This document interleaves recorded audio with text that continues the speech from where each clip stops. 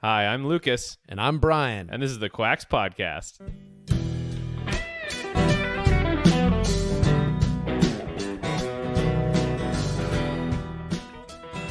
Hello, friends. Welcome to the podcast. So, just Lucas here today. Brian is having a vacation in California with his daughter and their friends.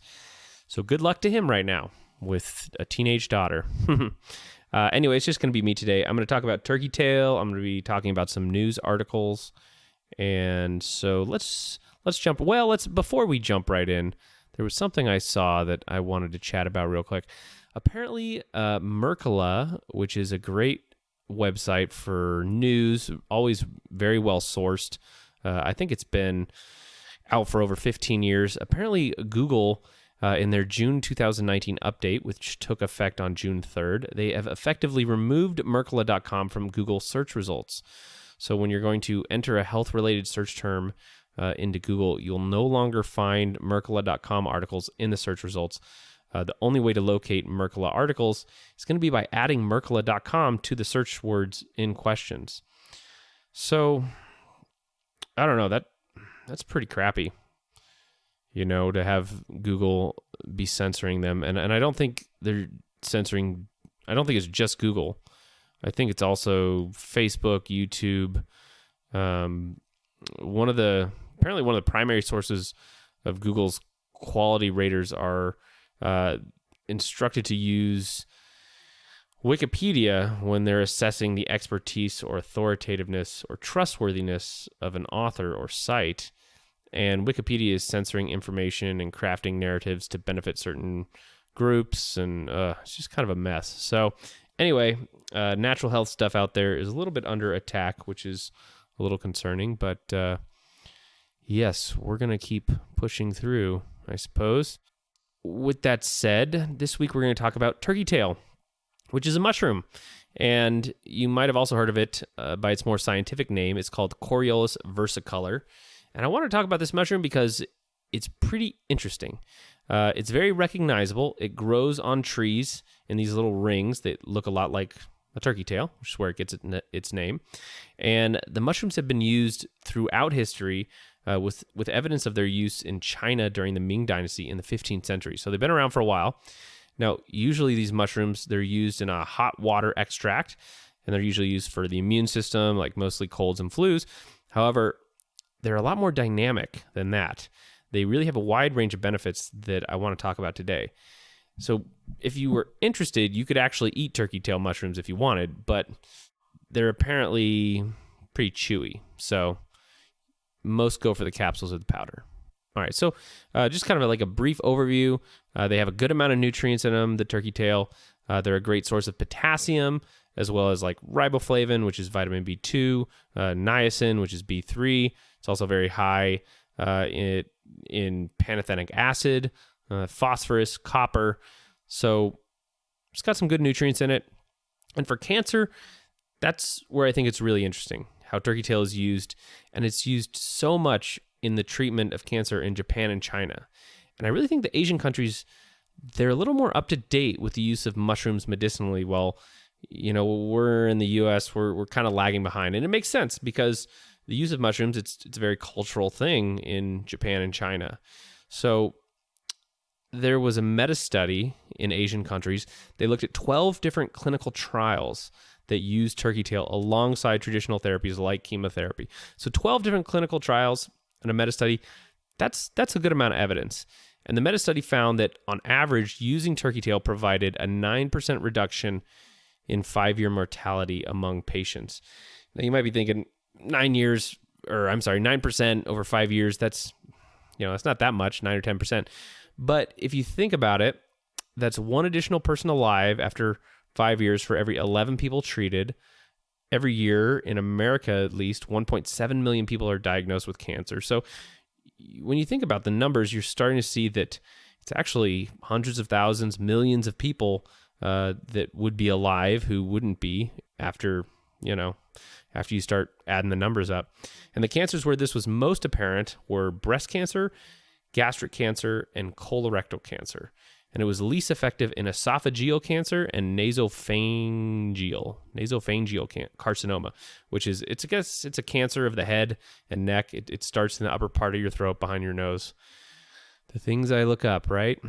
Now, in another study, a certain glucan of turkey tail was looked at in mice, and after giving mice different dosages of this glucan from turkey tail, the tumors that they had were smaller, and the thymus and spleen were larger after 9 days. And this suggests turkey tail, it can be possibly used for tumors. And I thought the thymus bit was interesting because, as we get older, our thymus tends to shrink.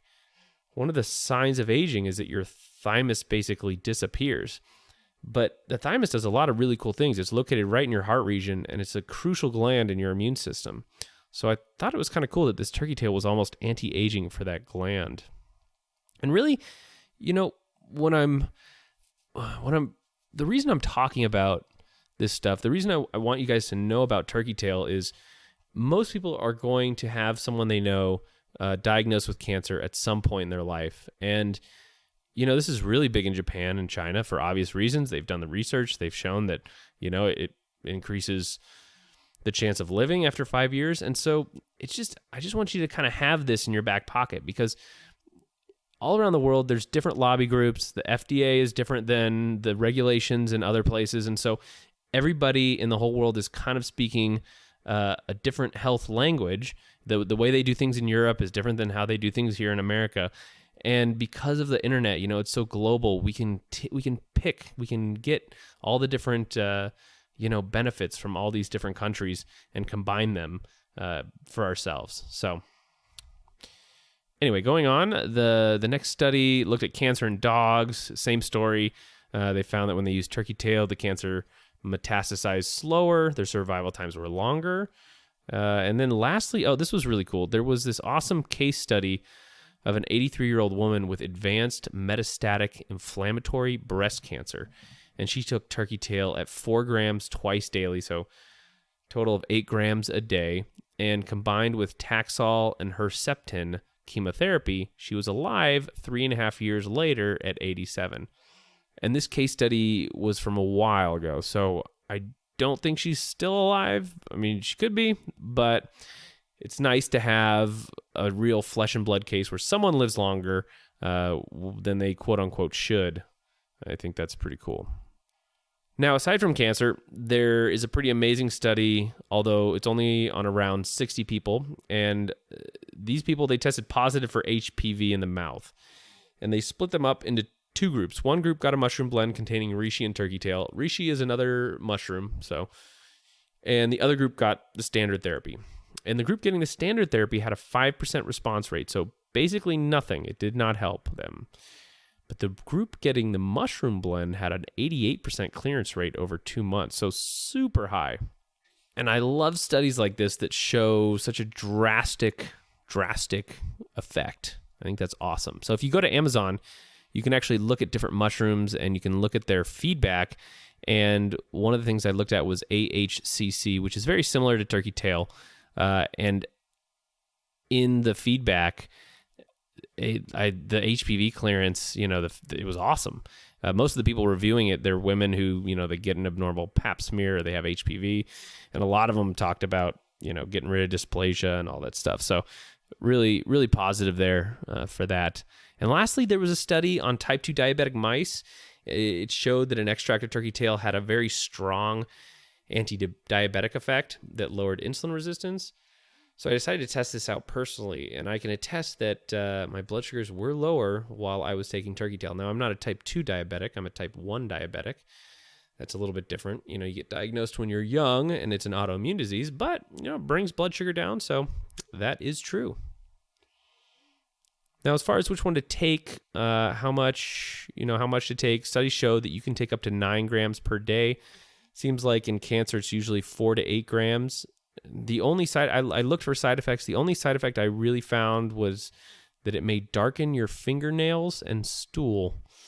It's kind of strange, but anyway, there are a bunch of different brands. I tried Host Defense, which is a great mushroom supplement company. I trust their manufacturing and quality. I'll put some links to their stuff in the show notes and on the site. I'll also put a couple good summaries on turkey tail from Dr. Axe and others in the show notes if you're interested in more information. Now, real quick before we move on, I want to give a shout out to showit.co. These are the guys that we built our website on, and my friend JT over there was kind enough to let us use his site. And so if you are a photographer or if you're, need a website for your wedding, it's super easy to use, drag and drop, really nice website to launch a website. So anyway, if you're interested, showit.co, check them out. All right, on to the news articles. Now, the first news article is almost a joke, but anyway, it was this piece that was in NBC and CNN, and it was a study that looked at people's skulls, and they found that there's these little bone spurs growing on the back of people's skull, right on that little nodule. And they hypothesized that people are getting these bone spurs from too much phone use. Apparently, the younger you were, the more pronounced these spurs were on the back of your head.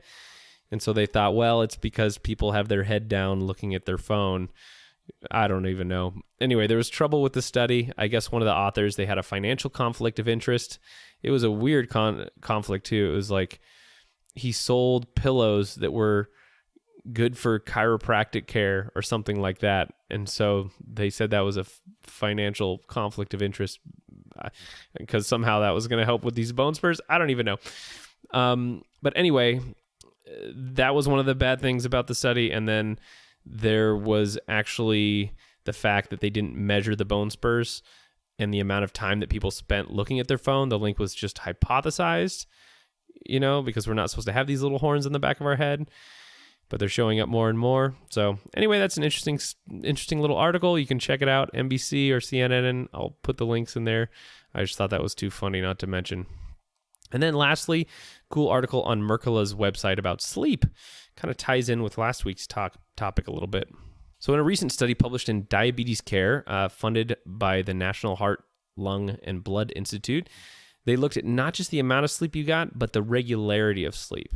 Now, this new study, they discovered that when participants did not stick to regular bedtime and wake-up schedules, it put them at higher risk for obesity, high blood pressure, high blood sugar, and other metabolic disorders. They found that for every 1 hour deviation of sleep duration, the participants' risk of metabolic syndrome increased by as much as 27%. So a 1 hour deviation in timing is like, going to bed earlier or later than regular by 1 hour. The study looked at 2,003 men and women between the ages of 45 and 84. In addition to wearing sensors for 7 days, the participants also filled out a sleep diary and answered standard questionnaires about their sleep habits and other lifestyle and health factors. So, the prospective results, they demonstrate variations in duration and bedtimes. They actually came before the development of metabolic dysfunction.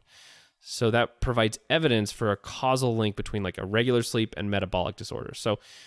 So, there you go. It isn't just about getting more or less sleep, but also sticking to a certain bedtime and having that regularity, that rhythm that your body can depend on. And I was talking to a client of mine earlier this week, last Sunday, and your body it really likes rhythm. That was what one of my mentors really taught me, is it likes rhythm. It likes to know what time it's getting up. It likes to know when it's going to eat. It likes to have an idea of what it's eating. It likes to get into this rhythm, and from there you can layer on. From there you can have that order and layer on top of that chaos if you want. But it likes to have that rhythm at a base level. So anyway, that's it for me for this week. A little bit of a short one. Thank you guys so much for listening. Thank you for all your support. Go to quackspodcast.com if you want more information, if you want to see the notes from this podcast. And I hope you're enjoying yourself out there. Don't be using any of that bad sunscreen, and I'll see you next week. Be well.